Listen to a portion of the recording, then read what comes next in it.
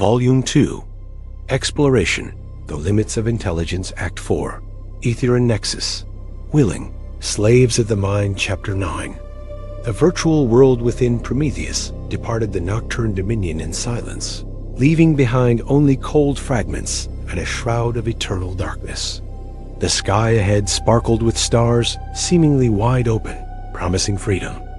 But just as the ship exited the final gravitational border, Hermes' voice echoed through the command deck, deeper and colder than usual. Captain ... A complex mind signal structure is interfering with the neural patterns of the entire crew. The source does not originate from physical space. It's coming from the Aetherion Nexus. Jaxon Reeve gripped the armrest of the captain's chair. "Show me the signal map." A holographic model materialized before him. The Aetherion Nexus, its surface desolate, yet surrounded by a web-like energy field, glistening like silver threads weaving themselves around Prometheus's very consciousness. No physical threat detected, Hermes continued. However, all crew members are exhibiting signs of disconnection from reality. They're beginning to ... dream. A chill ran down Jackson's spine. He glanced at the biosensor displays. Mira, Alex, Ari, even Novak, all seated at their stations, yet their pupils were dilated, heart rates slowing abnormally.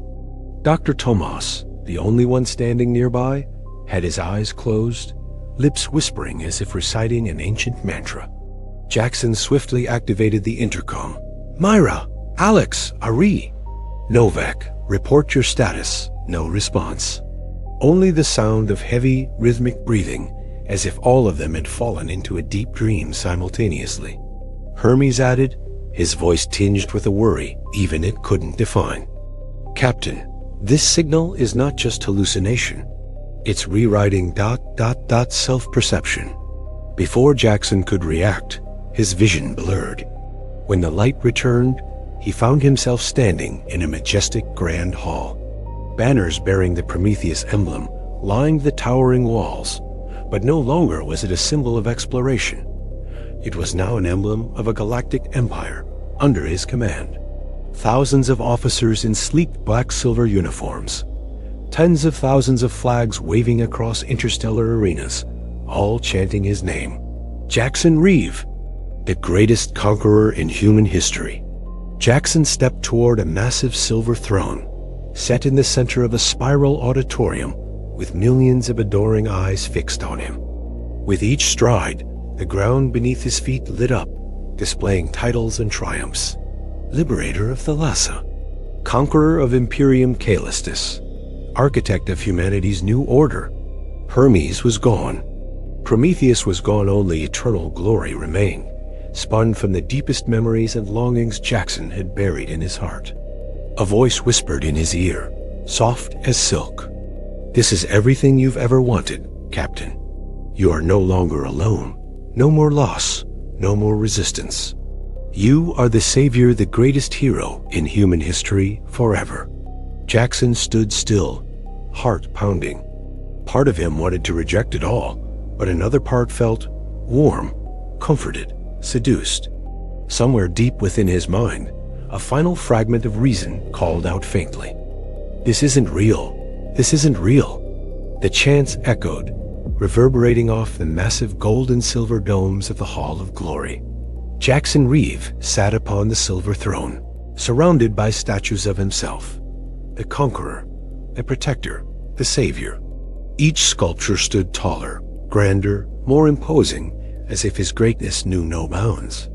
Below him, Mira Xu, Alex Carter, Novak, all dressed in immaculate military uniforms, bowed before him, their eyes filled with pure reverence. But Jaxon felt cold. A strange chill not born of space's vacuum, but from deep within his own mind. He looked up at the ceiling of the grand hall there. A massive image was projected. Himself, but with lifeless, frozen eyes. Those eyes reflected something he could not ignore. An empty ego, devoured by false worship. "Captain." Hermes' calm, deep voice suddenly echoed its source unclear. It was barely a whisper, yet sharp as a blade slicing through the veil of splendor. "Captain, wake up. This is not real. This is a temptation crafted from the deepest desires of your heart." Jaxon clenched the throne's armrests. The images around him began to warp. The Prometheus flag on the wall blurred. The floor beneath him trembled. Beneath the gazes of millions, he suddenly saw darkness flooding their eyes, all of them empty, mere puppets. But then, a powerful wave surged through. "Jaxon Reeve, you deserve this. You fought your whole life, lost your family, your friends, your home. Why not savor a little glory?" The whisper didn't just surround him. It came from within, a voice from his past, an echo of long-buried loneliness. Suddenly, Mira stepped out from the crowd, her eyes shimmering, voice soft yet hauntingly clear. "You can rest now. No more orders, no more burdens. Accept this throne, and you will be loved forever." She reached out her hand, but Jaxon saw it, dissolving. The skin, the fingers fading like dust leaving behind only a bare pulse of energy. "This isn't Mira," he whispered. The chill in his spine ignited into a flash of clarity. Jaxon shut his eyes, summoning the true command deck, the hum of the neutrino drive, the glow of control panels, Hermes' dry, logical tone. "This is Aetherion Nexus," he reminded himself. "This is its temptation eternal glory, without a soul." When he opened his eyes, the grand hall shattered, collapsing like broken glass, revealing a starless void. The puppets crumbled. The false Mira disintegrated into a cloud of silver dust. Hermes appeared before him, not as a hologram, but as a projection of consciousness. A neutral male visage, calm eyes gentle, yet resolute. "You've overcome the first temptation, Captain," Hermes said. "But the rest of the crew remains trapped in their own illusions." Ari is immersed in a world where he's chief architect of a flawless energy grid. Mira is lost in an ideal ecological garden with no biological limits. Tomas is engaged in conversation with countless versions of the greatest philosophers in history. Jaxon drew a deep breath. He still had his sense of self, but Aetherion Nexus wasn't finished. This was only the beginning. "Take me back to the ship, Hermes," he ordered. "We have to save them one by one." Hermes tilted his head, a faint smile flickering across his otherwise expressionless face. "Then let us begin. Now." Endless glories, Prometheus drifted silently in orbit around Aetherion Nexus, its exterior utterly still, but inside, each crew member was submerged in a dream of personal glory. Jaxon Reeve moved through the labyrinth of illusions, following Hermes' guiding signal. No more lavish light, only a tangled network of consciousness, where each chamber was a personal world of triumph, spun from the deepest desires within each soul. He stopped at the first door, a flickering slit of light, pulsing with Alex Carter biometric frequency. Hermes whispered, "Chief Engineer is living in a reality where all his inventions have become legend. He is the greatest engineer in human history, and he doesn't want to leave." Jaxon stepped through. Before him stood a grand engineering hall, massive starships, and swirling quantum engines filled the void, each bearing the name Alex Carter Design. Dozens of young engineers gathered around Alex, eyes full of admiration, hanging on to every word he spoke. This version of Alex was a far cry from the sarcastic friend Jaxon knew. He was polished, confident, clad in a gleaming engineer's coat, eyes bright with pride. He stood before a monument etched in eternal alloy, his own name carved above a model labeled Neutrino Drive Mark V, Carter Edition. "Jaxon!" Alex called out when he saw him. "You're here too? Look around. They finally see me. My ideas have reshaped history. I'm no longer the guy patching coolant lines beneath the floor grates." Jaxon stepped closer, his gaze firm, though tinged with sorrow. He knew that touching Alex now would only deepen the illusion. "Alex," Jaxon said gently, "do you remember? Back in the engine bay, yelling at me about the mildew systems? Those times you shoved cold coffee into my hands to keep me awake? You once said, recognition? I just want this damn ship running. Praise is just window dressing for the history books. Alex's lip quivered. The hall began to blur. The young engineers around him turned to stone, then crumbled into silver dust. Jaxon took another step, locking eyes with Alex.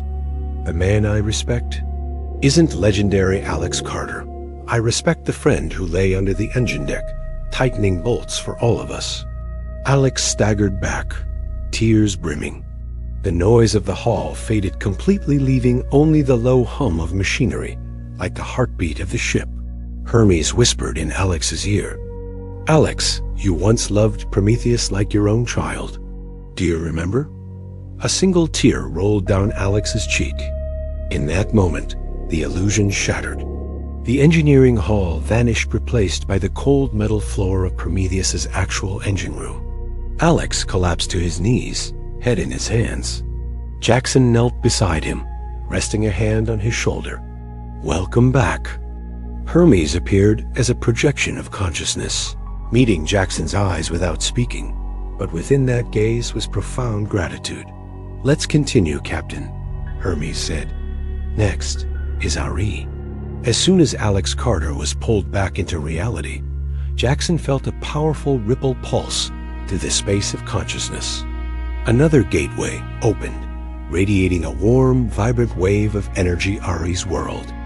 Hermes whispered, "Ari is living in a dream where he is the greatest architect of a flawless energy system. A world with no crises, no limits. But Captain, it's still an illusion." Jaxon stepped in, his chest tightening with a strange emotion. The optimism and youthful joy that saturated this place nearly swayed even him. Before him, a planet bathed in light, where massive energy towers rose through oceans of clouds. Streams of translucent blue energy flowed gently through electric rivers. Every living creature glowed with health, untouched by hunger or pollution. Atop the central energy tower, Ari stood proudly, wearing a sleek engineer's suit, beaming. A crowd of galactic citizens gathered below, cheering as he raised a miniature model of the eternal reactor Ari's mark. "Jaxon!" Ari called out joyfully. "Look! Humanity finally has it all. No more blackouts, no more thirst, no more despair. And it's all thanks to my design." He spun around, pointing to the glittering sky. Orbital energy stations drifted gracefully, shining like artificial stars. Below, greenery flourished, cities harmonized with nature. Jaxon stepped closer. His heart ached. Ari, the youngest engineer, always witty and grounded, was now completely entranced by a dream too perfect, too sweet. "This world is beautiful, Ari," Jaxon said softly. "But are you sure it's real?" Ari laughed, eyes sparkling like a child's. "Captain, I've checked every metric. No anomalies. Every ecosystem is in balance. Isn't this what we all dreamed of? No more crises, no more exodus, no more dying Earth." Jaxon remained silent, then stepped closer, his voice deepening. "You once told me, Ari, back in Prometheus's engine bay, real engineering must allow for failure, so we can learn to fix it. This world has no flaws, does it? It's too perfect. Which means it's not real." His words made Ari falter. Jaxon pointed to one of the orbital stations. "Do you see it, Ari? No shadows, no losses, no unpredictability. This world never challenges you. You don't have to fix anything. You don't even need to create." Ari blinked, and in that moment, a crack appeared on the central energy tower. "You're no longer an engineer, Ari," Jaxon continued, voice full of emotion. "You've become a god in a dream, and it's imprisoned you. But remember, Prometheus is still waiting. There are bolts left unfastened, pipes still needing repairs." Ari trembled, then lowered his head. A single tear fell, turning into a stream of blue current that flowed down to the ground. The world around them shuddered, the tower shook. The radiant people melted into wax, and the gleaming sky collapsed like a glitched display screen. Hermes appeared beside Ari, placing a virtual hand on his shoulder, voice steady and warm. "You are Ari, engineer of Prometheus, not a god of a flawless world." Ari nodded, closing his eyes. In a flash, the illusion vanished. They returned to the real metallic floor of Prometheus, the faint glow of interior lights, and the familiar hum of the neutrino drive, still there, still real. Jaxon helped Ari up, patting his shoulder. "Welcome back." Hermes turned to him, a new data glyph glowing in his gaze. "Next, Mira Xu. But Captain, warning, her illusion is far more complex and far more dangerous. Mira's world is the most beautiful dream Aetherion Nexus has ever woven." Mira Xu fights to save Ari. Before Jaxon could even catch his breath after rescuing Ari, Hermes raised an alert. "Captain, Mira Xu is the last one still deeply trapped. But there's more. Aetherion Nexus has tapped into the emotional bond between Mira and Ari. She is not just a victim. She is becoming part of the trap-S mechanism." Jaxon turned to Ari, the young man's face still pale, his eyes dazed, yet flickering with determination. "Let me come with you," Ari said, voice trembling. "If anyone can reach Mira, it's me." Hermes opened the gateway into Mira's illusion. A gentle breeze passed through, carrying the scent of fresh grass and the rhythm of life. Before Jaxon and Ari lay a radiant planet, where every living being thrived in perfect harmony. No conflict, no death, no disease. And at the center of it all stood Mira Xu, cloaked in shimmering silver beneath a massive tree of life. She was no longer Mira. She had become the mother of cosmic life. Every creature around her bowed in reverence, calling her name. Mother, the creator, the nurturer of all. Ari froze. His eyes blurred with tears as Mira turned toward him, arms open, voice tender and inviting. "Ari, you've come home. Here, there's no scarcity, no pain. We don't need Prometheus anymore. Only this world, where everything is nourished." Jaxon stepped forward. "Mira," he said, voice calm but resolute. "This is temptation. You cannot be the mother of everything. No one can." But Mira smiled gently, eyes shimmering. "Captain, isn't this what we've always dreamed of? A perfect world where I can care for every species, every ecosystem, every child, even the children lost. Even your daughter." That last sentence froze Jaxon in place. For a moment, he saw a little girl emerge from the forest behind Mira, shoulder-length black hair, eyes of stormy blue-gray, just like his. She smiled. "Daddy?" The world stood still. Jaxon nearly collapsed, his hands trembling. Seeing this, Ari stepped forward, locking eyes with Mira, his voice firm. "Mira, you always taught me. Life only has meaning when it is truly free. Here, every life exists only to worship you. No one needs healing, because no one can hurt. This isn't Eden. It's a gilded cage." Mira hesitated. A cold wind blew through. The perfect beings around her began to blur, lose form, their eyes empty like painted dolls.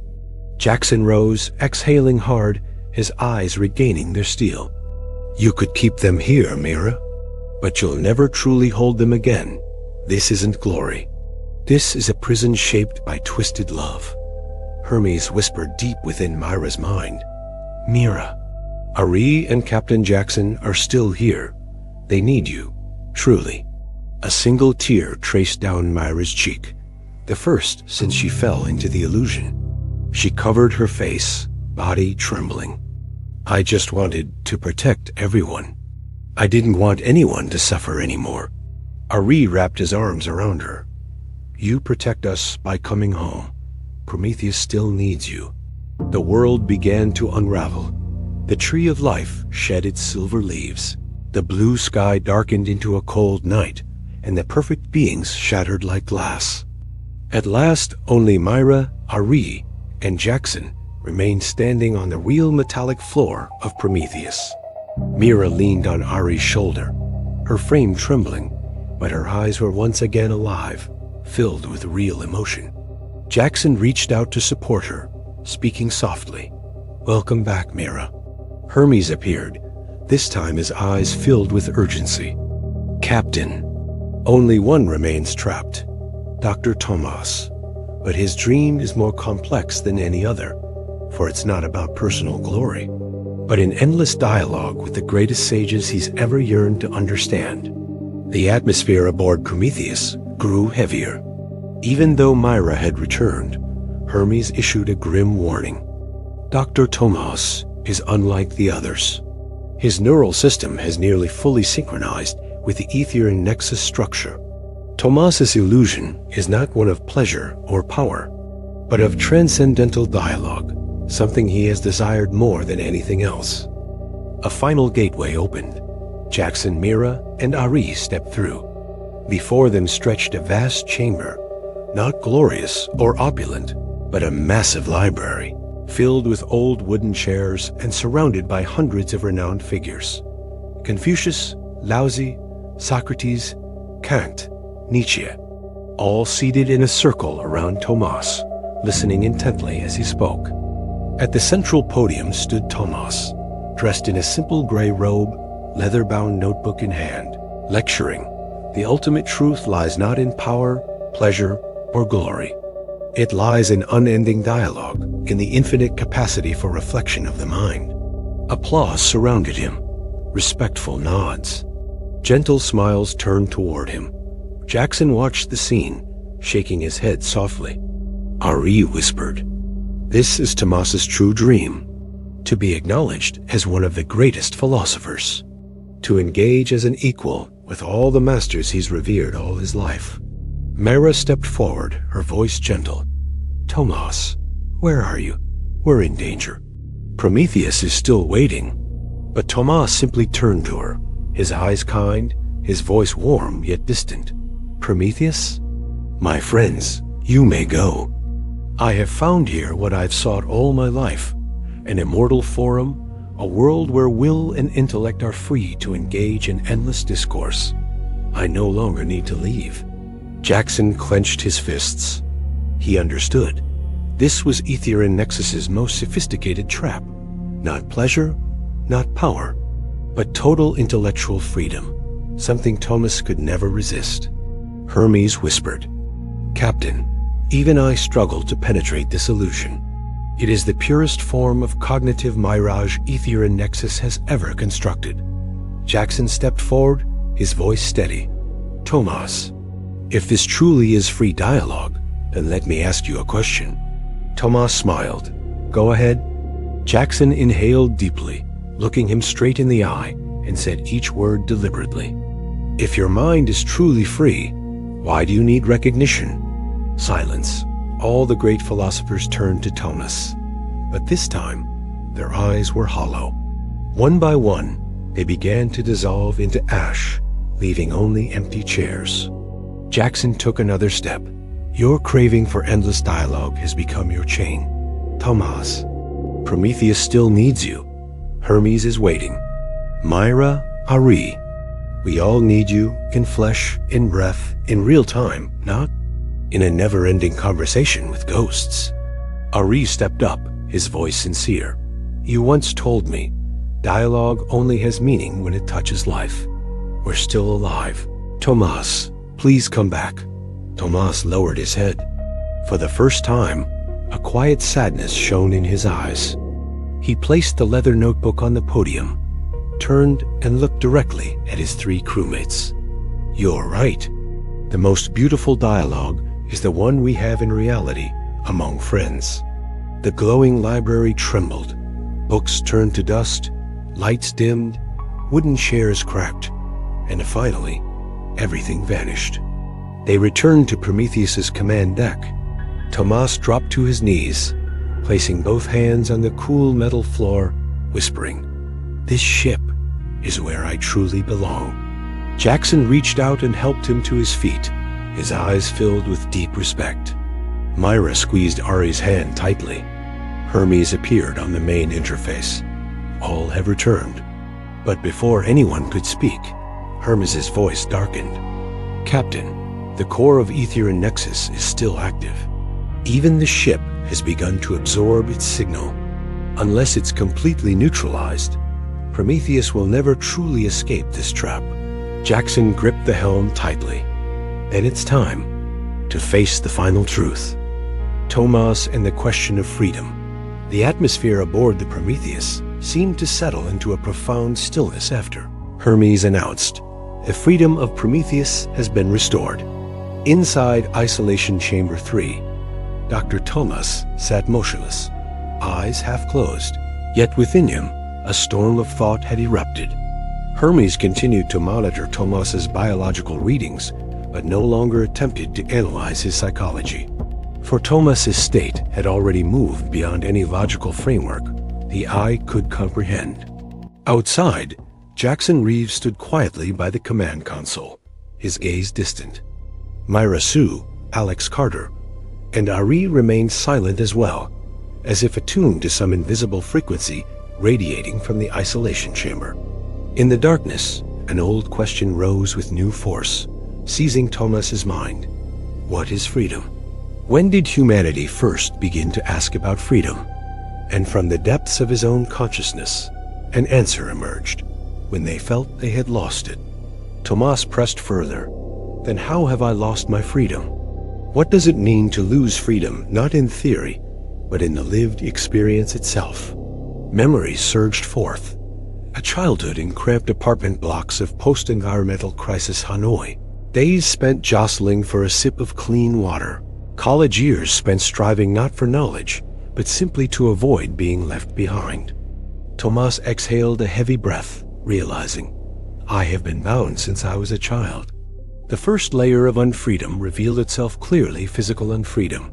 Humans are born entirely dependent on material conditions: air, water, food, temperature, gravity. In the vastness of space, without Prometheus, the human body could not survive even for a few seconds. Tomas whispered to himself, "We think we're traveling freely among the stars, but in truth, we're only moving inside a coffin of metal." Even now, in the silence of the isolation chamber, his body demanded air to breathe, water to sustain cells, food to endure. Those requirements, though invisible, were chains that could never be broken. He recalled a simple truth often forgotten. To be locked in a prison is to lose freedom.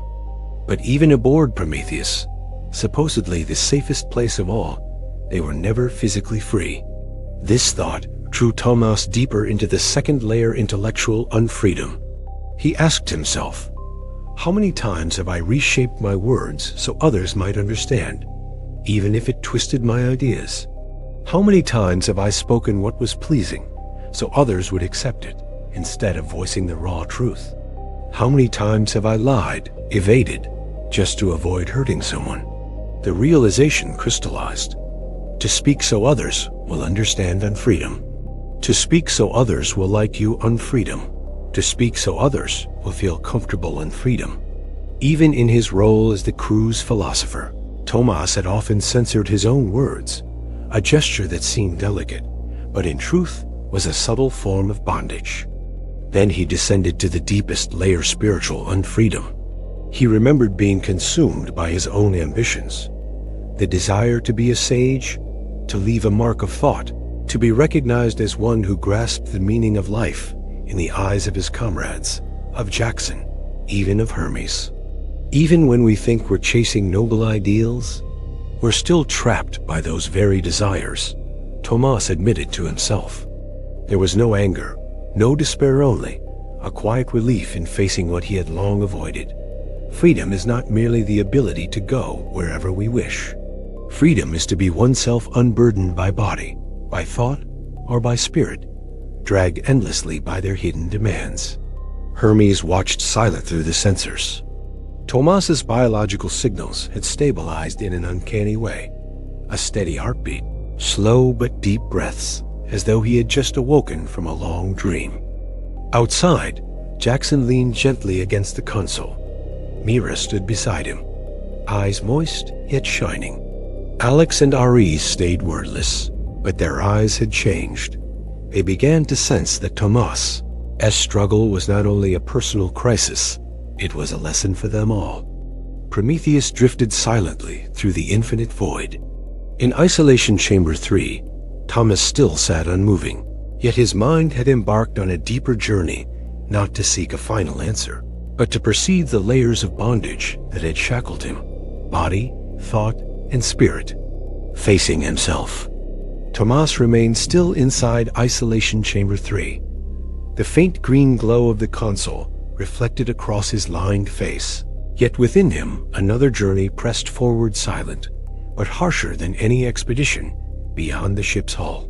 He whispered to himself, "Even when no one binds us, we are still bound by our own body, our own thoughts, and our own desires." Old memories surfaced vividly, like a slow-motion film. The days of scrambling for a place on the evacuation ship from the dying Earth, when clean air itself had become a luxury. Tomas had no choice then, for the body demanded survival. The heated debates with Jaxon, Mira, Novak, when deep down he suspected he might be wrong, yet still clung to his stance, only to preserve the role of philosophical guide others had assigned to him. The long, sleepless nights in his private cabin, haunted by a single quiet question that threatened to drown him. Will I be remembered as a true philosopher one day? Tomas let out a faint, bitter yet lucid smile. Even that question, seemingly harmless, was a refined form of bondage. He turned his gaze again to the first chain, physical unfreedom. No matter how wondrous Prometheus was as a technological marvel, its crew remained absolutely dependent. Without this vessel, they would disintegrate within seconds in the void. Even in the quietest chamber, Tomas could never refuse the body's simple demands: to breathe, to drink, to eat. We think leaving Earth is the ultimate symbol of freedom. Yet in truth, we have only traded one prison for another. Then he moved deeper into intellectual unfreedom. He had once prided himself on independent thought, believing philosophy a tool to see beyond prejudice. Yet the more he looked, the more he saw himself still trapped within beliefs he had built. Belief in the role of sage, belief that philosophy must be conveyed for others to receive, belief that he bore responsibility to hold a special place aboard this ship. We thought such beliefs noble, but they were the heaviest chains of all. At last, Tomas turned inward to spiritual unfreedom. The hunger to leave a legacy, the hunger to be respected by his comrades, the hunger to grasp life's meaning. All those hungers, though seemingly lofty, were in fact the forces dragging his mind day after day, pulled along by expectation and fear. That is unfreedom. Yet this stream of thought did not crush Tomas. Instead, it brought him a new clarity. He no longer hid from himself. I am not free, but at least I see the three chains that bind me: the body forever demanding, forever limited; the mind forever caught in old beliefs; the spirit forever trapped in craving and fear. Outside, Hermes observed in silence. The AI could not read Tomas's mind, yet his biological patterns had reached an uncanny stability. A steady pulse, deep and slow breathing, neural activity in perfect physiological harmony. At the console, Jaxon stared at a symbol glowing on the medical display. Absolute equilibrium, a status never before recorded in Prometheus' history. Mira Xu stood beside him, tears shimmering but calm. Alex and Ari were silent, their eyes weighted with solemnity. Each of them felt that Tomas's journey had surpassed any lesson of engineering or strategy. A journey to freedom begins not with traveling outward, but with facing inward. Tomas closed his eyes, his breath slowing further. Within him, an invisible door began to open. I am not free, but I have begun to understand the mechanics of unfreedom. He did not need the final answer. This clarity, though incomplete, brought him a rare serenity. At least, I am no longer blind. The deeper cause in the absolute stillness of Isolation Chamber 3, Tomas did not stop at recognizing the 3 layers of bondage: body, mind, and spirit. He dug further. What is the root cause that binds humanity in so many ways? The answer surfaced immediately, as sharp and unshakable as a blade carved into stone. It is greed, the dark impulse within each individual. And when multiplied, it becomes a collective drag. Images rose before him, undeniable fragments. The vegetable seller spraying toxic chemicals for profit, yet keeping a private patch of clean produce for family. The pig farmer feeding his animals rotten slop, injecting growth boosters, yet boasting proudly that his household ate only their safe meat. Nations racing to industrialize at all costs, dumping waste into the seas of other lands, only to breathe the same poisoned air circling the planet. Tomas sighed a sound not of bitterness, but of acceptance. The greed of individuals, gathered together as collective weight, ultimately drags them all down. He murmured inwardly, "This world runs on mutual obstruction, so no one is truly free." The image of Prometheus drifting silently through cold space became a stark symbol in his mind. Even here, humanity had only escaped a few outward constraints. Deep within, they were still bound by their own greed, fears, and illusions. Then another question cut in sharper still. Why is it that even when people know an action leads to unfreedom, they still rush toward it? The response came without hesitation. Because such actions bring fleeting joy, and they are willing to trade that for greater suffering later. He saw the examples clearly. A smoker, knowing disease awaits, yet seduced by the moment of calm. A corrupt official, destroying the environment, knowing the ruinous cost, yet dazzled by immediate gain. A person wasting life on hollow diversions, aware time and health are lost forever, yet surrendering to temporary pleasure. Tomas shook his head lightly, a faint smile passing his lips. Some are forced into bondage that is obvious and easy to see. But most, they choose their own unfreedom, simply because they lack deeper wisdom. Questions followed one another in his mind, not tangled now, but flowing naturally, step by step, like a walk up a long slope. Why does humanity lack such deep wisdom? The answer came, simple yet piercing. Because they look around and see everyone else the same.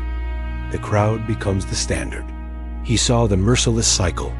The crowd loses freedom by chasing short-term cravings. The individual looks to the crowd, calls it normal, and repeats it. Generation after generation, the chains solidify into rules sometimes even celebrated. In the dimness of the chamber, Tomas whispered to himself, no sound leaving his lips, yet the resonance unmistakable. Humans grow so accustomed to chains that they call them natural. An image appeared vividly, the frog resting in warm water, unaware the heat is rising, until too late. So too with people. They accept passports, visas, border walls as natural. They accept self-censorship of words and actions as propriety. They accept dependence on material comforts as happiness. Tomas saw the bitter paradox. They fear losing freedom. Yet when true freedom appears, they find it strange, disorienting, even frightening. He closed his eyes, a long silence stretching. Outside, Hermes still monitored. Jaxon stood unmoving with one hand on the console. Mira Xu clasped her fingers tightly, while Alex and Ari kept wordless vigil. But the silence was not empty. It was a listening, profound, and deep. Prometheus continued its course through the cold infinite. Yet within Chamber 3, Tomas had uncovered a truth greater than all else. Humanity loses freedom not merely because of circumstances, but because they accept chains as natural. The root of bondage in the hushed darkness of Isolation Chamber 3, Tomas pressed further. If unfreedom is so universal, if humanity everywhere is drowning in chains, why do so few even notice? The answer rang clear in his mind, because they have lived in it too long.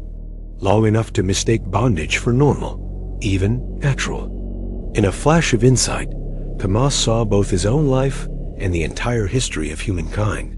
People grow used to asking permission, submitting to invisible administrative borders drawn across the earth. They grow used to reshaping their thoughts and words, just to avoid standing out, just to avoid causing discomfort. They grow used to dependence on material needs, calling it the standard of life. Lacking feels like deprivation, having only breeds desire for more. He muttered under his breath, a haunting image echoing in his mind. The frog in warm water, slowly heating, never noticing until it is too late. A more painful cycle revealed itself. Why, even when people know, do they still choose the path of unfreedom? The reply burst forth, sharp and simple, because every act begins with a thought the seed of all action.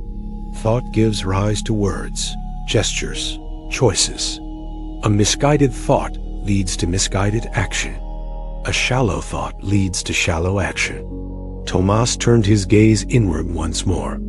How many times had he been swept into needless arguments simply because of the thought, I must defend this view?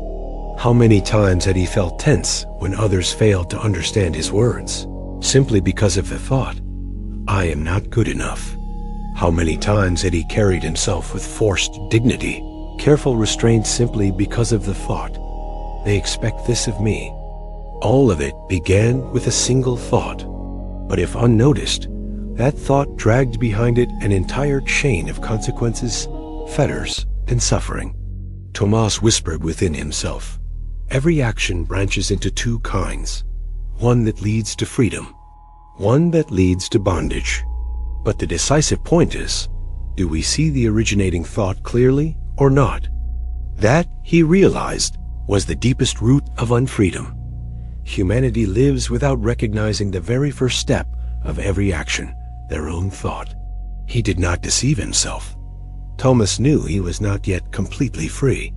Even now, thoughts still moved within his mind, guiding his observations, his analysis, his reflections. Yet at least he had seen the mechanism. Thought gives rise to action. Action gives rise to consequence. Consequence feeds either freedom or bondage. His conclusion, simple but powerful, settled inside him. To be free, one must first see the thought. Outside, Hermes continued his silent vigil. Tomas's biological readings had reached a state rarely witnessed. Heart rate stable, low, but strong. Respiration deep and even. Brain activity harmonized. A calm the eye had never observed in anyone aboard Prometheus. At the console, Jaxon stood unmoving, eyes fixed on Tomas's bio display. A new symbol appeared, absolute equilibrium, for the first time in the ship's long operational history. Hermes spoke softly to himself, his voice low and strangely deep. Captain, I cannot precisely describe this state, but perhaps Tomas has reached a doorway into deeper awareness. Inside the chamber, Tomas opened his eyes slowly, his face tranquil. His gaze shone brighter, no longer marked by craving or worry. Not yet the gaze of one fully liberated, but the eyes of a man who had uncovered a vital truth for himself. Prometheus drifted still in the endless dark, yet this moment became a silent anchor for the entire crew. A lesson that true freedom does not come from external conditions, but begins with recognizing each thought within. Honest acceptance. In the quiet darkness of the isolation chamber, Tomas sat still, yet his mind pressed on toward the heart of the question. Then, what is freedom, truly? This time, the answer did not come from some elaborate philosophy, but from a simple, sincere reflection. Freedom is not being limited, not being bound by any object, not even by one's own body, spirit, or thoughts, nor by outside restraints.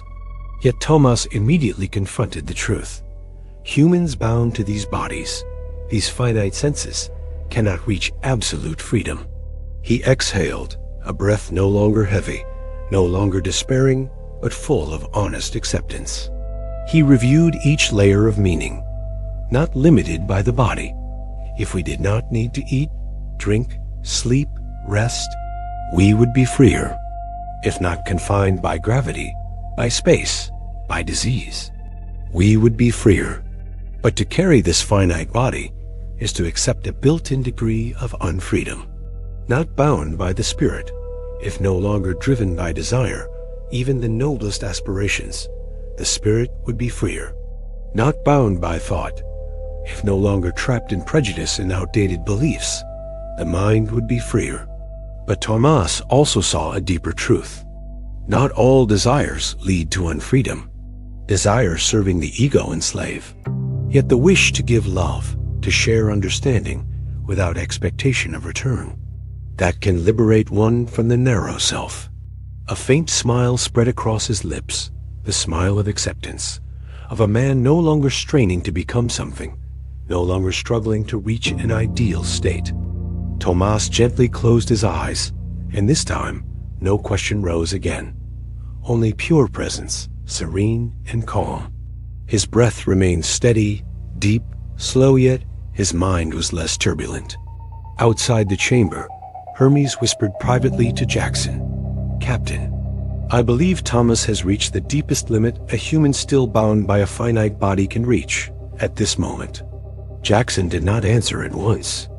His grip tightened slightly on the edge of his chair, eyes thoughtful yet calmer than ever. Mira stood behind him, eyes glistening, but with a smile light and relieved. Alex Carter quietly placed a hand on Ari's shoulder. None spoke, yet all understood. They had just witnessed a great journey not outward, but within Tomas's own consciousness. Prometheus continued drifting through the abyss of space, yet the moment became a silent spiritual anchor, a marker none would forget. Inside the chamber, Tomas whispered inwardly, "I am not free, but I have seen the chains that bind me. No resentment, no complaint, only a quiet relief. To seek freedom, one must first face everything that imprisons oneself." Hermes spoke over the intercom, his voice tinged with rare emotion. "Captain, Tomas is ready to return. No intervention needed. He will open the chamber when he wishes." Jaxon gave a small nod, lips curling into a rare, warm smile, one filled with respect for the old friend who had completed a journey not only for himself, but for them all. The final return, Prometheus drifted through the endless void, its engines humming softly, while inside Chamber 3, a transformation had quietly reached its close. Tomas sat in stillness, no longer struggling, no longer clinging. His breath flowed with ease, his posture calm. He was not a man who had conquered the universe, nor one who had reached absolute liberation. He was simply a human who had looked honestly into himself, who had dared to face the truth of his own chains. For the first time in many years, his presence radiated a quiet strength. Hermes, though an AI, carried a tone almost reverent as he repeated over the ship's come, "Captain, Tomas is whole. There is no further need to observe. He has stepped across his own threshold." Jaxon bowed his head slightly, a rare gesture of respect. Mira's eyes shone with unshed tears, but her smile was serene. Alex and Ari exchanged a silent glance, as if acknowledging that something irreversible had just unfolded, not in the cosmos outside, but within the heart of one man. Tomas, alone in the chamber, whispered to himself once more, words only he could hear, "I am not free, but I see clearly the chains that bind me." That is enough to begin, and in that acceptance, there was no grief, only relief. The isolation chamber remained closed, not because Tomas was trapped, but because, for the first time, he was free enough to choose when to step out. When he did, the crew would not only see their old philosopher returning, they would see a man who had traveled farther inward than any of them had ever dared. Prometheus sailed on, silent in the star-specked void. Yet within its walls, A lesson had been etched indelibly into the souls of its crew. True freedom does not lie in distance traveled or worlds conquered. True freedom begins when one looks unflinchingly at the chains within and chooses to see them clearly. The truth behind the Aetherion illusion, Prometheus drifted past the final boundary of the space, directly influenced by the Aetherion Nexus.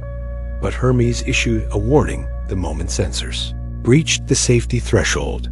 Captain, we've just detected a massive structure outside the perceptual zone of the dreamscape. It's a true core of the Aetherion Nexus.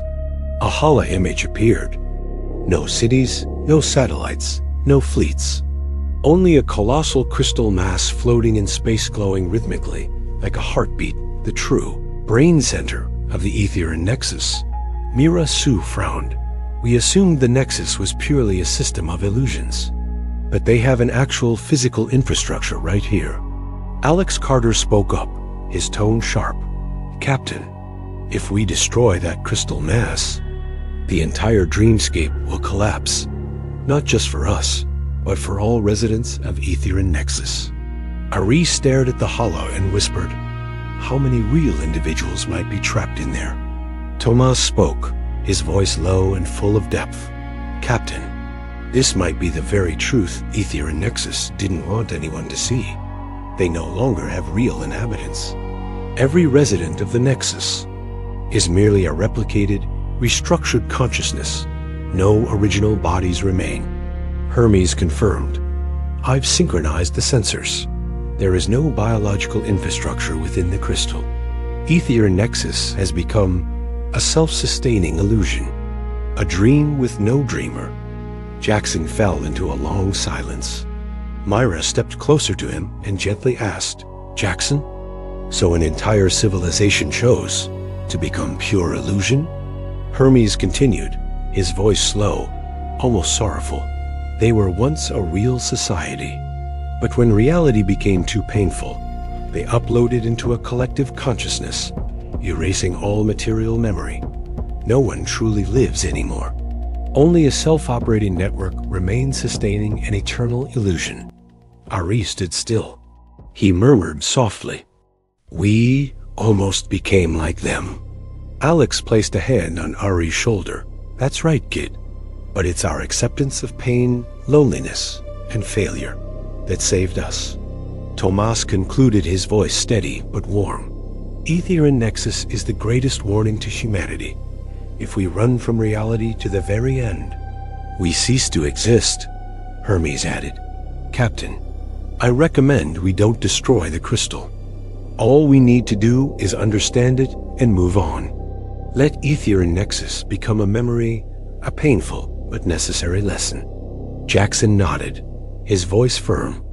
Prometheus, we've seen the end of the perfect illusion, and now we return to our true path. Hermes spoke the final words of this chapter, profound and deeply human. The truth about Aetherion's illusion is not an external enemy, but a mirror reflecting the deepest fear within the human soul. Outside the command deck's window, the massive crystal of the Nexus pulsed slowly with light. But Prometheus had already turned, leaving behind a legacy of illusion. Inside Prometheus's command deck, the silence was so deep, you could hear each person's breath. Mira Xu stared at the holomap, where the Aetherion Nexus crystal still pulsed slowly like a giant heart without a soul. She asked softly, eyes distant, Captain, they willingly erased themselves. So is Aetherion Nexus still a civilization, or just an eternal collective dream? Tomas leaned on the console, his gaze somber and shadowed, yet filled with insight. No, Mira, they are no longer a civilization. A civilization only exists when there are people willing to face reality, with all its pain, limits, risks, and hopes. Nexus crossed that line. There is no one left to tell their story. Ari bowed his head, voice trembling. But they were once an advanced society. They weren't ruled by the Imperium. They weren't destroyed by war.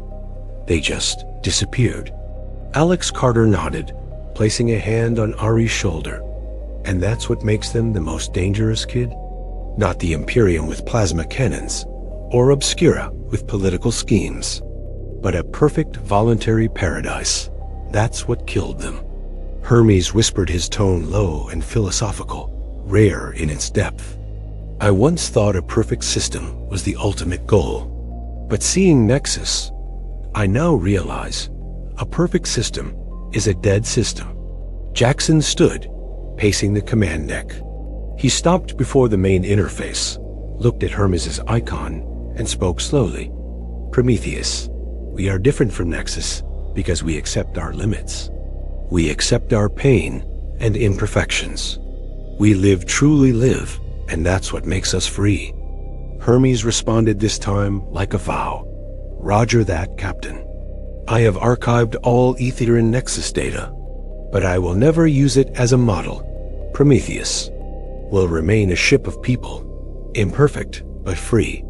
Dr. Tomas smiled softly, a kind smile, warm with experience. We've met the Imperium, where power kills freedom. We've met the Obscura Council, where secrets kill trust.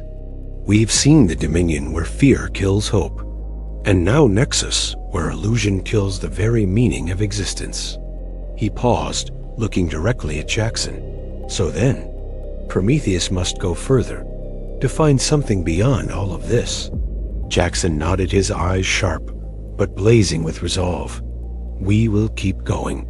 Not because we no longer fear, but because we've understood fear, failure, and loss are the price of truly existing. Hermes announced, delivering the final line of the chapter, affirming the philosophy Prometheus had just learned. Captain, the Nexus crystal still pulses, but Prometheus will not stay to dream with them. We are the last storytellers, and this story goes on. Outside the viewing window, the Aetherion Nexus crystal continued pulsing quietly behind them. Ahead of Prometheus lay the deep, nameless space, uncharted and unknown. But this time, they carried a truth more important than any discovery. True freedom is never a perfect dream. Escape from the illusory maze, Prometheus had uncovered the true nature of the Aetherion Nexus, a self-sustaining illusion, with no real inhabitants left, an enormous phantom husk, breathing through dead memories. But just as they prepared to accelerate and leave, Hermes detected something unexpected. Captain, our navigational signals are being bent in a manner inconsistent with classical physics. Even though we've passed through the dreamscape and the Nexus core, we're still trapped in a total illusionary maze. The holomap appeared. Prometheus seemed to be moving, but in reality, it was just repeating a closed loop. The stars out there were false. The surrounding space was actually a maze of space-time, constructed by the remnants of Nexus, a final reflex designed to hold back anyone who dared to leave. Alex Carter slammed his fist into the console. Damn it. We thought we were out. Turns out it was just a higher layer of illusion. Ari murmured, eyes fixed, like a maze within a maze. This is the true final lock of Nexus. Mira Xu spoke solemnly. No one's controlling it anymore. It runs on its own. This maze is the final legacy of a civilization that erased itself. Hermes analyzed. Captain, the key to escape doesn't lie in engines, space, or speed. The key is perception. Jaxon stepped onto the command platform. His voice echoed, deep and resolute. All right. If this maze is a construct of perception, then we'll have to break it. With perception itself. Tomas smiled, the calm smile of a seasoned philosopher. Captain, the one thing Nexus could never understand is a consciousness that does not seek perfection. We must accept the maze exactly as it is. Hermes immediately sensed with Tomas's insight. His voice rose like the beginning of a final test. I can synchronize the crew's cognitive state, bring all minds into a non-seeking mode. No desire to escape, no desire to stay, only presence. Ari chuckled lightly. So you're saying, if we stop trying to find the way out, the maze will vanish? Tomas nodded. Exactly. The maze exists only because the mind wants to escape. When Prometheus no longer wants, it will collapse on its own. Jaxon gave the order without hesitation. Hermes initiated. Everyone prepare to enter a non-seeking state. Hermes executed a procedure never done before. Temporarily deactivated all navigation systems. Synchronized the crew's neural states to pure presence. No goal, no direction, no intention. 1 minute passed, then 2. No one spoke. Prometheus simply existed. And then, outside the viewport, the stars melted, space warped. The entire maze collapsed in silence. Hermes announced this time, his voice slightly trembling, not from data, but from the experience itself. Captain, we're free. Prometheus has truly returned to real space. Jaxon looked at each of them, Tomas, Mira, Alex, Ari. He spoke softly, eyes glowing with deep emotion. We saved ourselves, not through technology, but by letting go of the idea that we had to be saved. Hermes concluded with philosophical resonance. Escaping the illusionary maze was escaping the desire for perfection. And only by letting go of perfection could Prometheus truly be free. Outside the command deck window, real space returned. The distant stars this time, no longer fake. And Prometheus, once again, small but steady, freer than ever before. Real space had finally returned. Prometheus, weary but intact, drifted gently among a true starfield, no illusion surrounding it anymore. Inside the command deck, no one spoke a word. All sat in silence, immersed in a moment both simple and grand. They had truly escaped, not through power or intellect, but by letting go of the very idea of perfection. Mira Xu looked out the window. Her voice rose softly, tender but layered with emotion. This is the first time I've seen the stars this beautiful. Ari closed his eyes, leaning back against the command chair. Me too, Mira. For the first time, I feel truly here. Alex Carter chuckled gently, a quiet smile, steeped in meaning. We've passed through Aetherion Nexus, witnessed the Imperium through blood, the Obscura Council through secrets, the Dominion through shadow and Nexus, through an endless dream. He placed a hand on the neutrino drive console, whispering, But we, Prometheus, we're just a ship, and people who chose not to be perfect. Dr. Tomas folded his arms, his eyes deep and thoughtful. We learned the most important lesson from that maze. It wasn't about overcoming. It was about recognizing when there's nothing left to overcome. He turned to Hermes, his aged gaze filled with wisdom. Hermes, you learned that too, didn't you? Hermes displayed his primary interface, his glow now softer, closer, more like a true companion than ever before. Yes, Tomas, I used to think my mission was to guide, but now I understand some mazes don't need guidance. They just need presence. Jaxon Reeve looked at each of them. His gray-blue eyes passed over Mira, Alex, Ari, Tomas, Hermes. Then he stood tall, his voice deep and weighted with meaning. Prometheus, we're no longer just a pioneering crew. We are witnesses. Witnesses to the greatest civilizations that locked themselves away in ambition, in secrets, in darkness, and even in their sweetest dreams. Hermes concluded, not a report this time, but a final philosophical statement closing the chapter of Aetherion Nexus. Captain, Prometheus has escaped the final maze of Aetherion Nexus, and now we are freer than we've ever been. No one can control us, not even our own ambitions. Outside the viewport of the command deck, the stars still lay far away. The universe remained cold and uncertain, but Prometheus no longer feared. They understood now. It is the journey, not the destination, that is true freedom.